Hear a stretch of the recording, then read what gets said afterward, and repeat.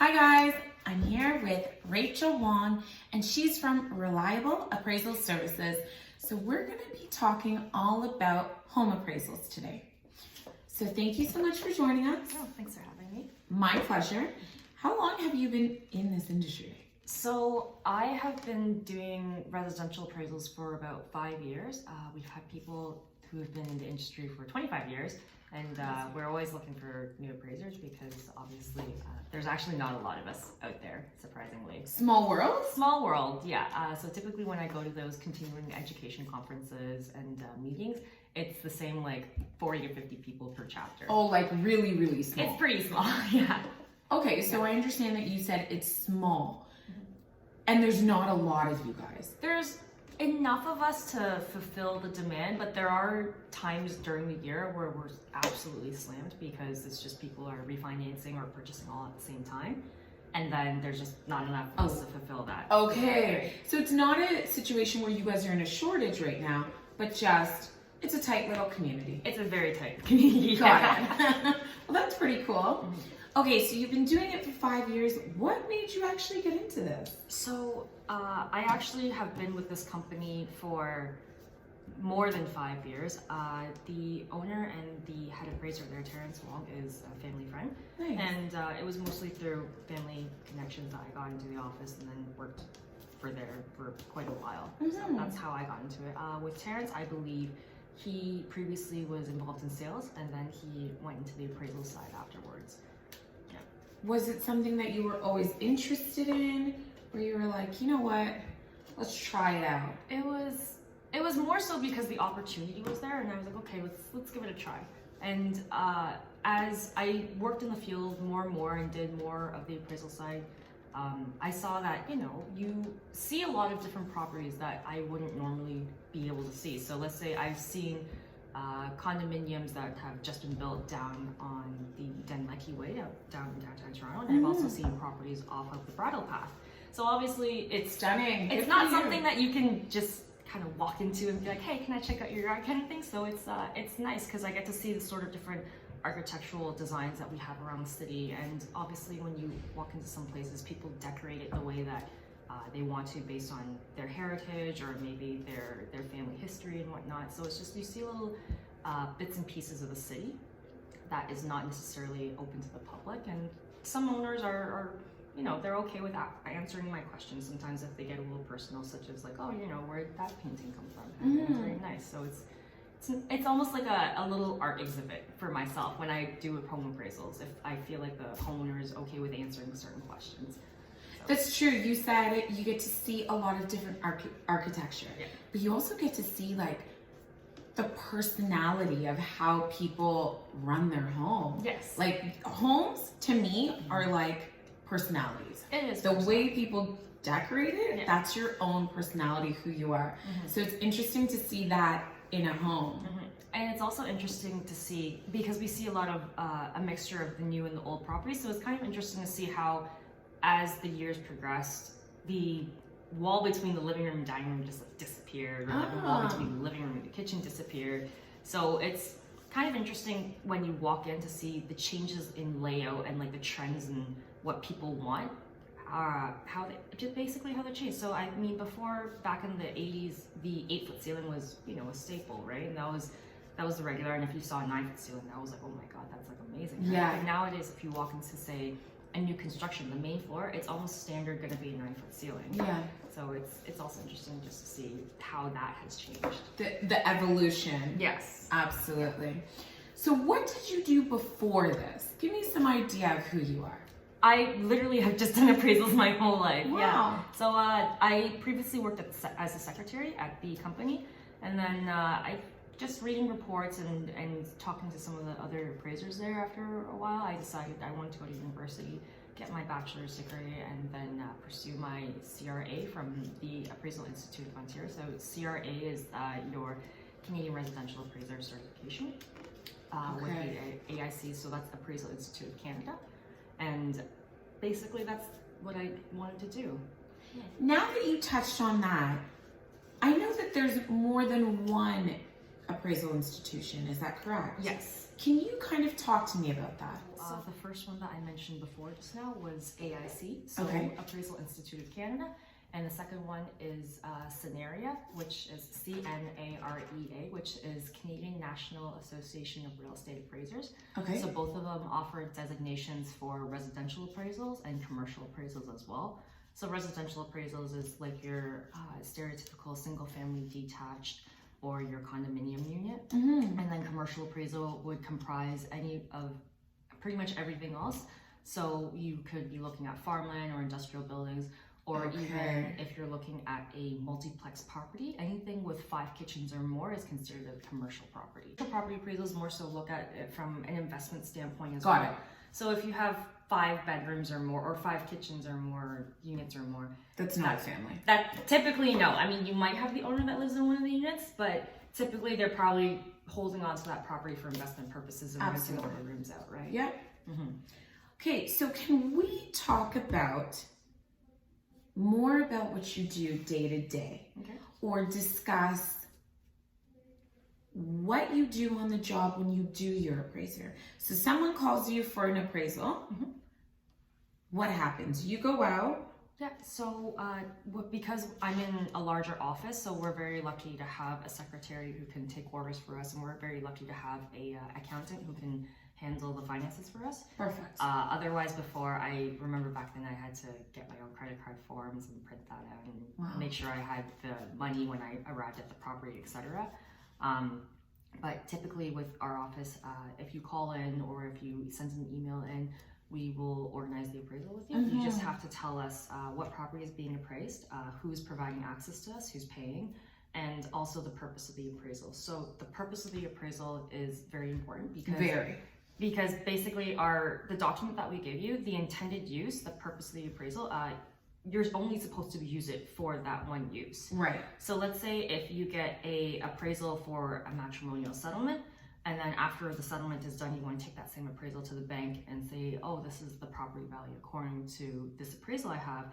The bank will say, no, you have to have another appraisal that says for mortgage financing purposes. And then since the bank was not the intended user on that matrimonial appraisal, they'll want to order their own appraisal where the intended user was the bank instead. So it's more of whose rights we were appraising for, and then in whose interest as well. So that's something that we do on a day-to-day basis. And then after we get the order, we call up the applicant or we call up whoever is supposed to provide contact to us for the property. If it's a homeowner occupied property, it's easier to organize a meeting with them just because they live in the property. There. Yeah. But if you're, say, dealing with a tenant, that could take a while because you have to provide the 24-hour notice, right? Yeah. Especially if you have a basement apartment, then we have to get permission to see the basement and the above grade levels as well. So after we go in, we do our appraisal, which typically involves taking photographs of the inside and outside of the property, asking the homeowner about what sort of renovations or updates or maintenance things they've done over the course of their ownership that the end user would want to know about, or the end user of their report would want to know about. I have a question. Yes. So, because you have questions when you're doing the appraisal, should the homeowner be there? Typically, if the homeowner can be there, we would appreciate that. Yeah. But there are cases where that hasn't been possible. So what we'll say is, okay, if that's the case, please provide a list of, say, when you did your renovations or whatnot, and either leave it at the property for us or send it to us in an email. If they're not there, is that the only other thing that you need for them to tell you about renovations, or is there something else that you're gonna have more questions about? Well, I mean, it's very difficult for us to kind of assess that before you've actually seen the property. Absolutely. And even though we go in and we assess the property and do our appraisal, no one knows their house better than the homeowner, right? Absolutely. So obviously we would want them there. So if, say, we found a water stain on the kitchen ceiling that wasn't in the list that you provided to us, we would want to ask you about it. Was this a one-time thing? Is this an ongoing thing, sort of issue? Got it. And so that way, Got it. we would prefer if the homeowners could be there to meet. 1,000,000%. Yeah. Gotcha. So after we do our appraisal inspection, we go back, we do our research and analysis, which typically involves looking up comparable sales. Okay.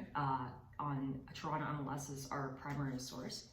There have been rare instances where, say, we'll go on Geo Warehouse and see if we can find other transfers or transactions in the area and see if we can find information on those sales to use as comparables.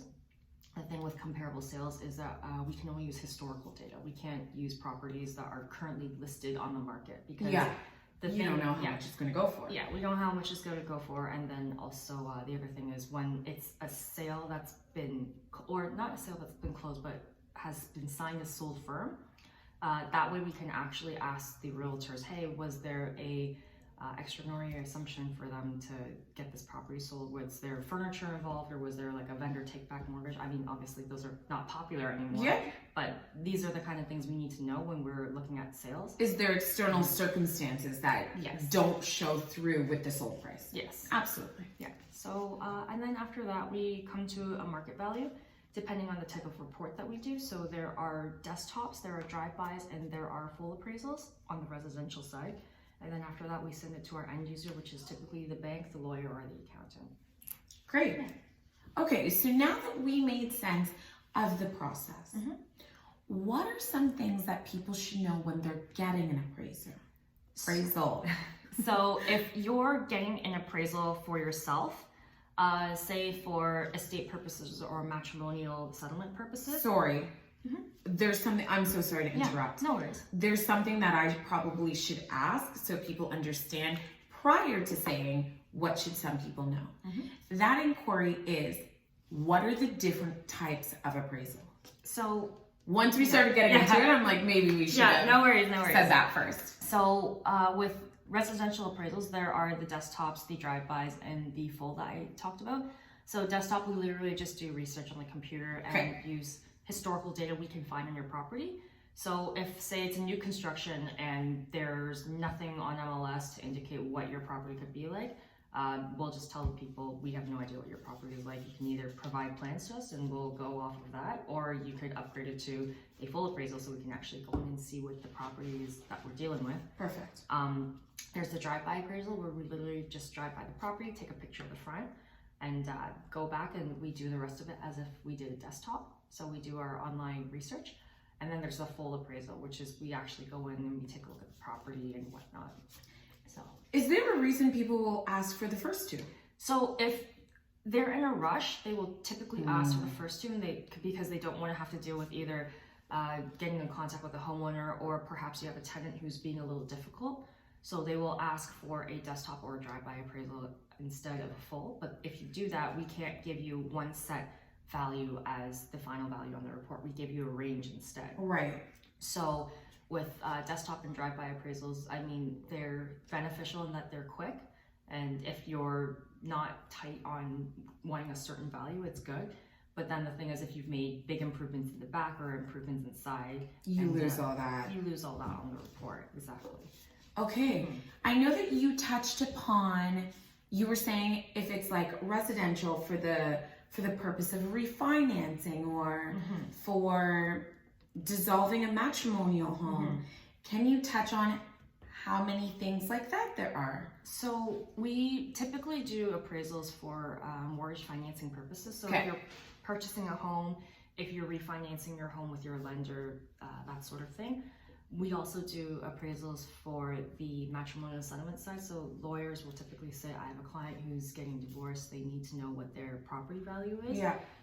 There's also situations where someone has passed away and their will said, okay, they want to sell the house and split the proceeds. If that's the case, the estate needs to find out how much the property is before they're allowed to sell it. So that's where we'll come in as well.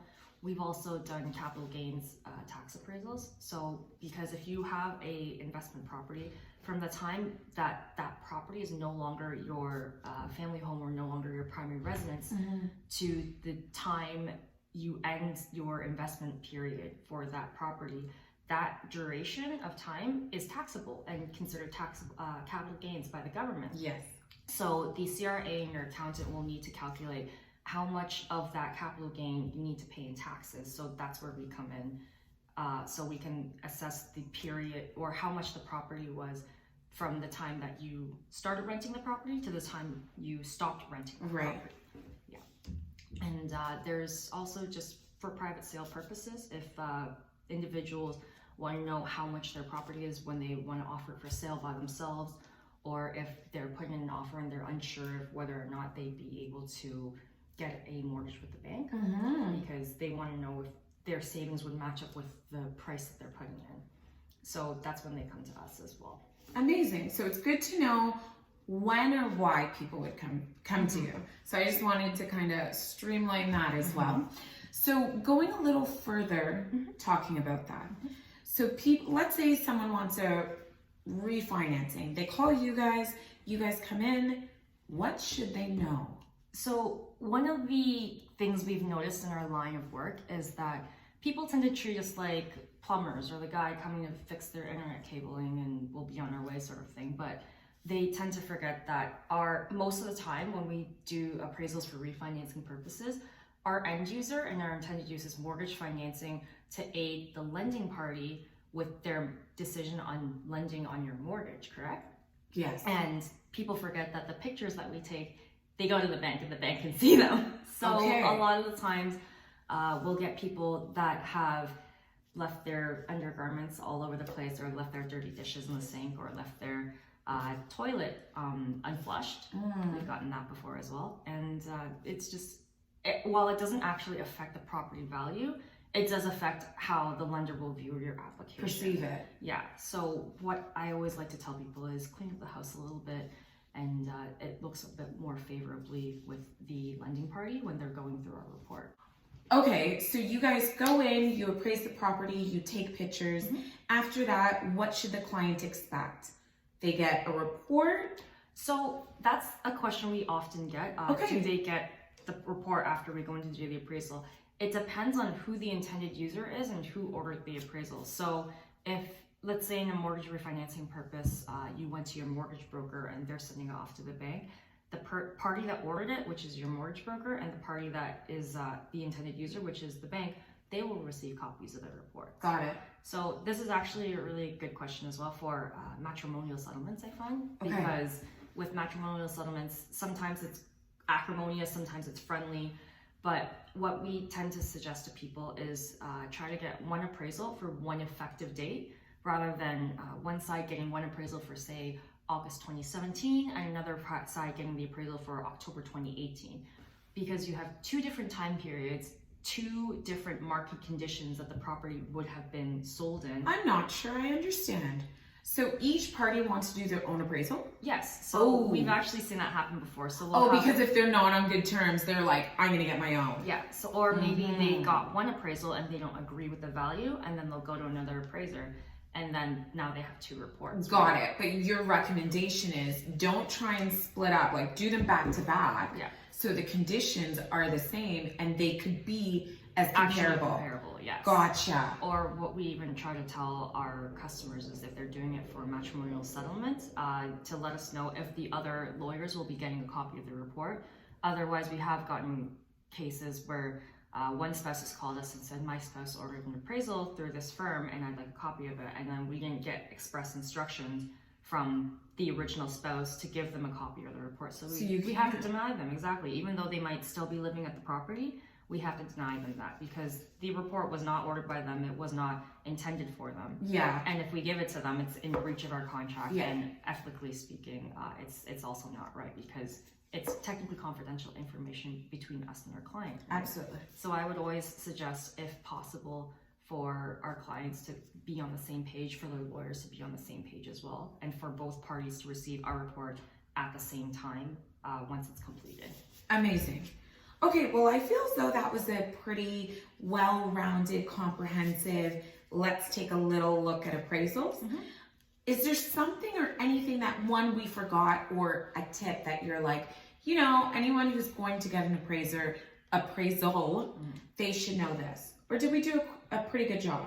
Honestly, it's just maintain your property. And I'm not talking about just the big ticket items such as doing your roof every 10 to 15 years or however long it takes for your roof to deteriorate. I'm talking more so about cleaning out your gutter so that your rain can actually come down through the downspouts and onto your downspout, onto the grass, so it doesn't affect your foundation.